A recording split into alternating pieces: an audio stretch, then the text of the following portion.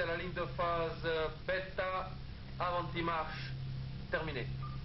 Ce char de grenadier qui remplacera le M113 vieux de 40 ans est appelé à soutenir l'action du Léopard dans le combat.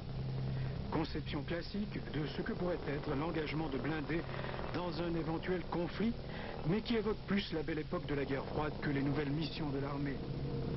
Nous devons nous baser finalement sur la mission que nous avons reçue, nous les militaires. Avec la primauté du politique sur le militaire en Suisse, c'est le Conseil fédéral et c'est les chambres qui, dans le rapport de sécurité 2000, nous ont donné la mission et une de ces missions et aussi la défense du territoire. À Simca de Cobra, exercice commence. Feu libre et apparition ennemie, terminé. Au but. 18 au but. Au but. Et au but. 3 buts, secteur, bêta, terminé. C'est devenu une tradition, les militaires n'achètent rien à l'étranger qu'ils n'aiment modifier, transformer, adapter à leurs exigences. Tradition coûteuse évidemment, conséquence d'un redoutable perfectionnisme auquel le char suédois, conçu il y a 10 ans, n'a pas échappé.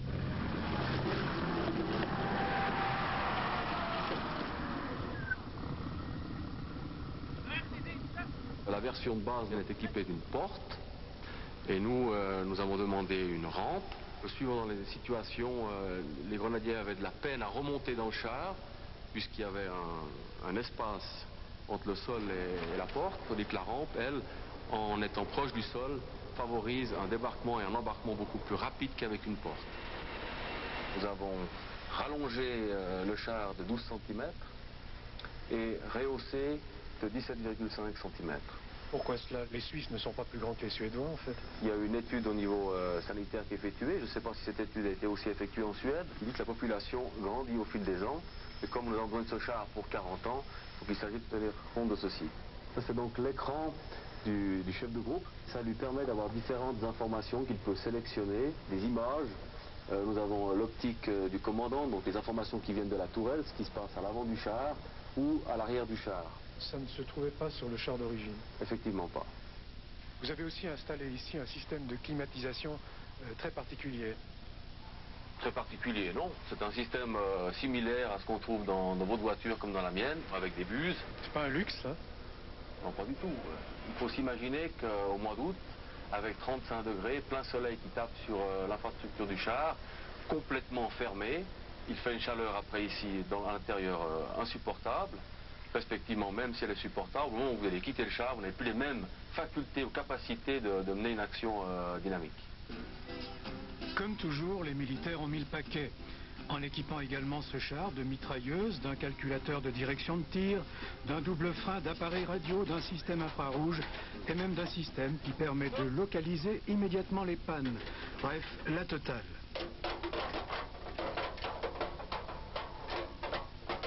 C'est bon.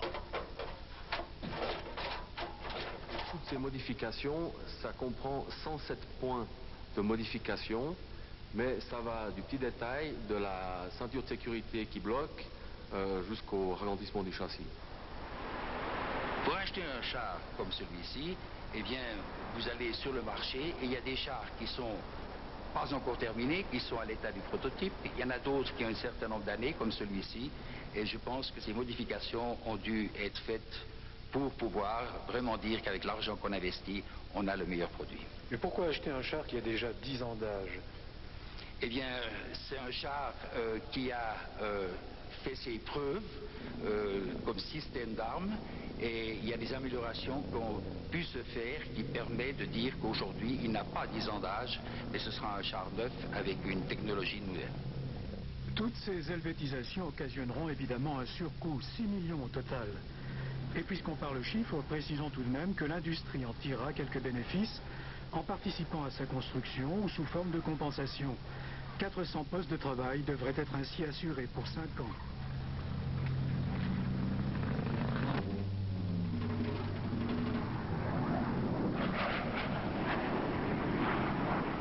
Un autre gros poids lourd, c'est l'avion de combat. Un avion qui, avec la même aisance, franchit le mur du son et fait exploser les budgets. À preuve, l'affaire des Mirages. Alors qu'à la fin des années 50, l'armée projetait d'en acheter une centaine, elle dut se contenter finalement d'une soixantaine d'appareils, les prix ayant enflé spectaculairement.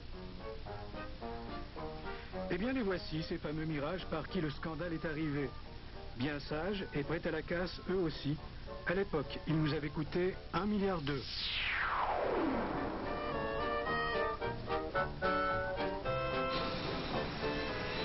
Actuellement, il n'y en a plus que 16 qui volent encore, affectés à des missions de reconnaissance. L'armée souhaiterait aujourd'hui les remplacer par une nouvelle escadrille de FA-18. Vous êtes là aux commandes d'un appareil qui va bientôt partir à la retraite. On peut le dire, oui, c'est un Mirage 3 RS, donc un avion de reconnaissance, qui a été introduit en Suisse en 1965 et dont la conception date de la fin des années 50. Donc il est clair qu'il arrive gentiment à la fin de son potentiel. Avec leurs caméras fixées dans le nez, ces Mirages servent encore à l'observation des positions et des déplacements des troupes au sol. Ce sont en quelque sorte les yeux de notre armée. Cela dit, ce genre de prise de vue, il faut bien le reconnaître, est aujourd'hui dépassé par les techniques numériques. Nouvelles techniques dont les FA-18 pourraient être équipées. Exactement au carton. Ah, ils sont Comme c'était se balader. Aujourd'hui, on ne peut pas dire que l'on conçoit un avion que pour la reconnaissance. Un avion, il est construit dans le but de pouvoir remplir différents rôles. Et c'est surtout l'équipement que l'on accroche sous l'avion qui définira le rôle pour lequel il va être engagé.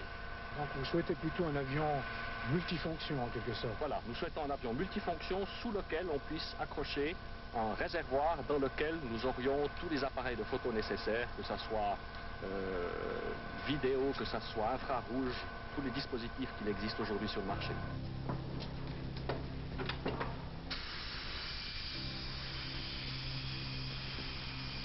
Pour remplacer les vieux Mirages de combat, l'armée a acheté déjà 34 de ces avions américains FA-18.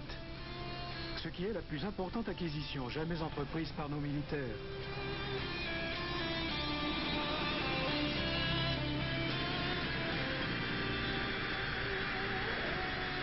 Le crédit s'est en effet élevé à 3,3 milliards de francs. En plus de ces 34 appareils, il en faudrait donc encore une dizaine de plus, équipés de ce qu'on fait de mieux dans le domaine de la transmission d'informations immédiate et en temps réel. Le Mirage Reconnaissance qu'on utilise actuellement, c'est l'avion qui nous coûte le plus cher. C'est un avion qui nous coûte plus de 20 000 francs par heure de vol.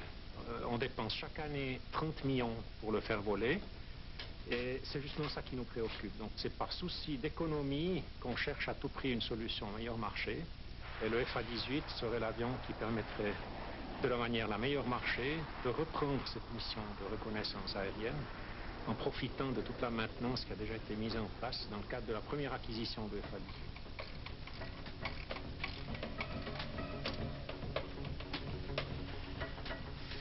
FA-18. Le problème, c'est qu'un avion, ça coûte cher, très cher. À l'achat d'abord et puis à l'entretien. Pour le FA-18, un avion aux dimensions impressionnantes, il a fallu agrandir les halles de l'aérodrome de Payerne où l'on assure son entretien. Une quarantaine de techniciens en assurent quotidiennement la maintenance. Des techniciens que l'on forme sur des simulateurs tout aussi coûteux.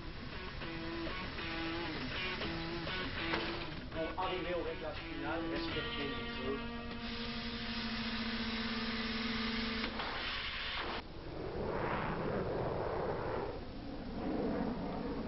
Quant aux pilotes, ils s'entraînent également sur des simulateurs dont le prix lui aussi donne le vertige.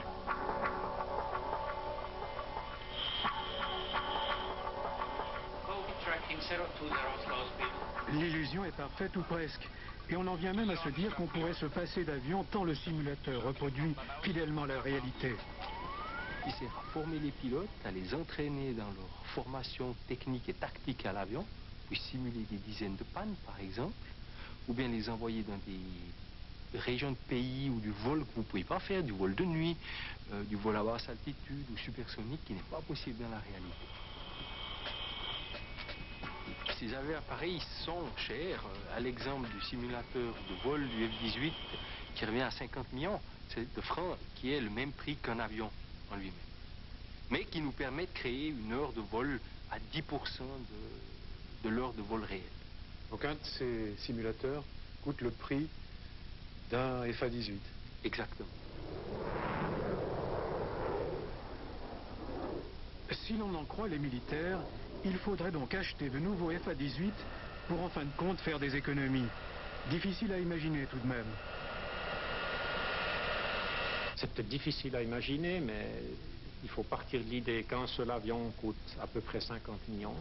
Donc chaque année de plus qu'on vole avec nos Mirage reconnaissance à 30 millions nous permettrait presque d'acquérir un avion. Donc en 10 ans, on aura presque récupéré ce qu'on dépense là tout à fait bêtement pour l'engagement quotidien de nos Mirage 3 Reco qui sont opérationnels.